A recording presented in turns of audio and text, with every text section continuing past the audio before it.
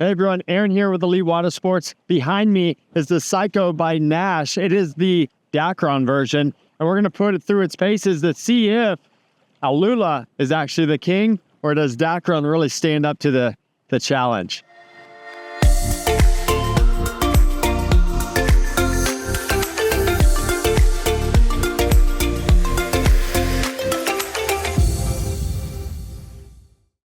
Our very first test is all about big air. That's what it's made for, 5 struts. We're in about 18, beautiful sea breeze down here in St. Petersburg, Florida. So let's see what it's got.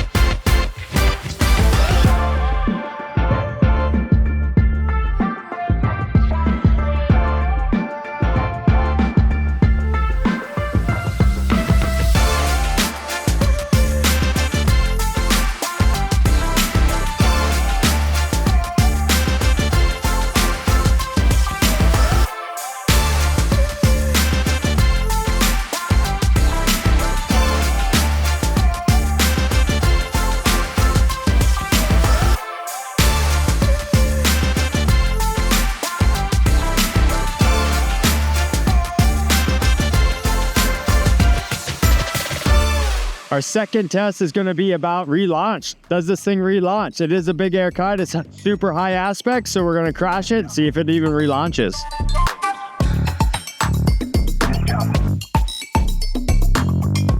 One of our final tests is see how freeride oriented this big air kite is.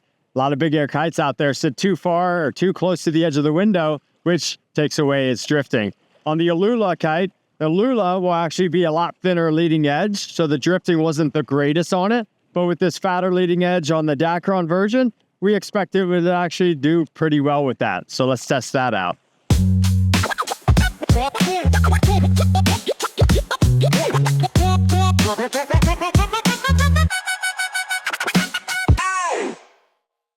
All right, we're back on the beach. We had a cool session.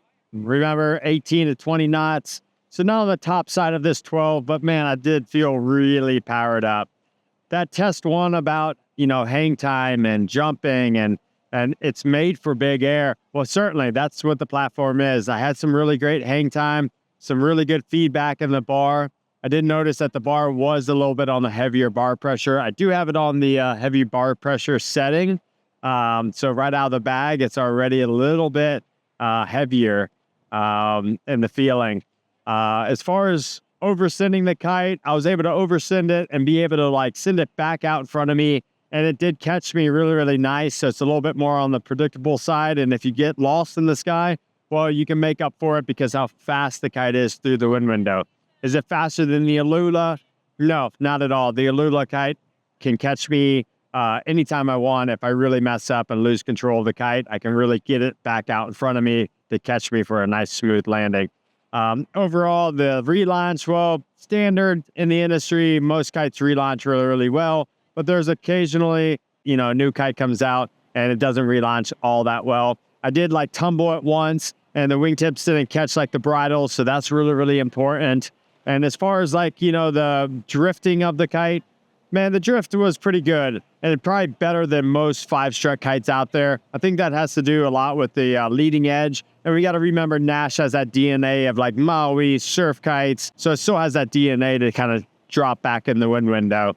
Overall feedback, man, I would say that I'm more in love with the Alula version. And it's not because it's Alula. I think that it's a little bit faster through the wind window and kind of carries that energy a little bit more predictable.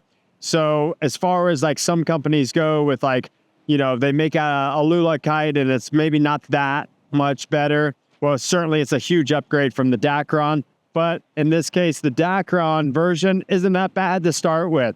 So anybody kind of getting into big air, let's stick with the Psycho, and that's going to make your jumps easier, try less, get more kind of mentality. Now, let's talk about the pivot. The pivot's a 3-strut kite, and I still believe that the pivot, especially the new pivot, will have just as good a hang time, but you're going to have to try a little harder for those nice cushy landings. So if you're really trying to master big air, go with the Psycho. Psycho's going to be it. But if you already got like big air in your bag and you're working on everything like surfing and free ride, Pivot is going to be my choice for sure. In this case, the Psycho Alula is certainly a huge upgrade, and I would shift anybody in a heartbeat that really wants to like stretch the limits to their game to go with that version, the Alula version, the Envision. So final thoughts, what's the bad about it? I did feel a little bit of chattering in the bar, so the wingtips were kind of fluttering. I took the 9 out the other day, didn't have that same feeling, so maybe it's just the 12. Maybe as you step down in sizes, they're a little bit more rigid, less flappy. I also noticed that I was able to oversend the kite a lot easier than other kites. Some kites you really have to yank it up. So maybe that's a bad part about the Psychos, that it's easily oversent, but you can correct it pretty fast because it is a fast kite going across the wind window. Line lengths I was on is like 24-meter lines. Normally 22s would make it a little bit faster, a little bit more ripping you out of the water. So I look forward to trying that. Definitely going to give my blessing that if you are trying to get into big air, this is definitely the platform if you want to stick with Naish. And it definitely is going to contend with other big air platforms that are also 5 strut. So all in all, super happy. And you can't deny that the graphics for this year is absolutely amazing. And the bag's a little bigger with big vents on it for drying in the bag. Most bags out there don't allow that. So anyways, I like it. We're going to keep riding it. We're going to keep it in the school. We're going to keep it in the demo. And I'm sure that you need to try it. Call us up anytime you want. If you have any other questions, we're at the shop 7 days a week. This is Aaron with Elite Watersports. We'll catch you on the water.